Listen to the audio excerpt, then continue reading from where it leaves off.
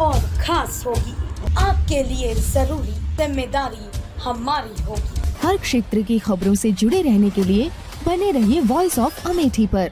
बाराबंकी से प्रधानमंत्री मोदी की हुंकार, सपा और कांग्रेस पर लगाया हिंदू मुसलमान करने का आरोप।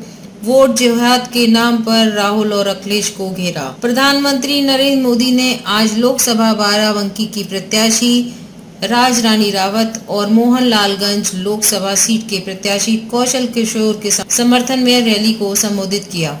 इस दौरान उन्होंने कहा कि बाराबंकी में उमड़ा ये जल सैलाब बता रहा है कि जनता जनार्दन को मोदी की गारंटी, मोदी की मेहनत और मोदी की ईमानदारी पर पूरा विश्वास है। मोदी ने कहा कि जनता को विकास भाजपा की दमदार सरकार ही दे। आज यूपी के साथ ही पूरा देश विकास की नई ऊंचाइयों को छू रहा है। उन्होंने कहा कि पहली बार वोट करने वाले युवाओं को तो पता भी नहीं होगा कि 500 साल के इंतजार के बाद अयोध्या में भव्य राम मंदिर में रामलला विराजमान हुए हैं।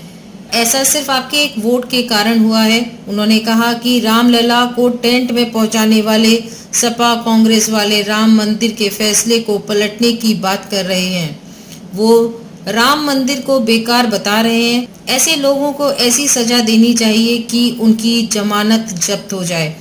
पीएम नरेंद्र मोदी ने कहा कि कांग्रेस के शहजादे कहते हैं कि केंद्र की सरकार आई तो सभी की संपत्ति का सर्वे किया जाएगा और आपके लॉकर में जो सोने चांदी के और धन है उसको लेकर वोट जिहाद करने वालों को दे दिया जाएगा।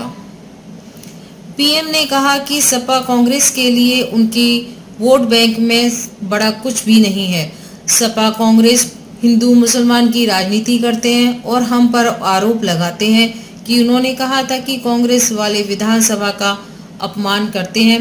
डॉक्टर भीमराव अंबेडकर धर्म के आधार पर आरक्षण देने का विरोध करते थे, पर कांग्रेस ने धर्म के आधार पर आरक्षण दे रही है। कांग्रेस ने कर्नाटक को तुष्टीकरण की प्रयोगशाला बनाया हुआ है। 10 साल पहले इन लोगों ने धर्म के आधार पर आरक्षण देने की कोशिश की थी। कर्नाटक में तो इन्होंने ये भी कर दिया है। वहाँ इन्होंने सब मुसलमानों का रातों रात ओबीसी बना दिया। सपा कांग्रेस तुष्टीकरण के आगे घुटने टेक चुकी है और मोदी जब इनकी सच्चाई देश को बता रहा है तो ये कहते हैं मोदी हिंदू मुसलमान कर रहा है। बिहार के इनके चारा घोटाले के चैंपियन जो अभी जेल में तबीयत के बहाने बाहर घूम रहे हैं, वो तो यहाँ तक कह रहे हैं कि पूरा का पूरा आरक्षण अब मुसलमानों को मिलना चाहिए।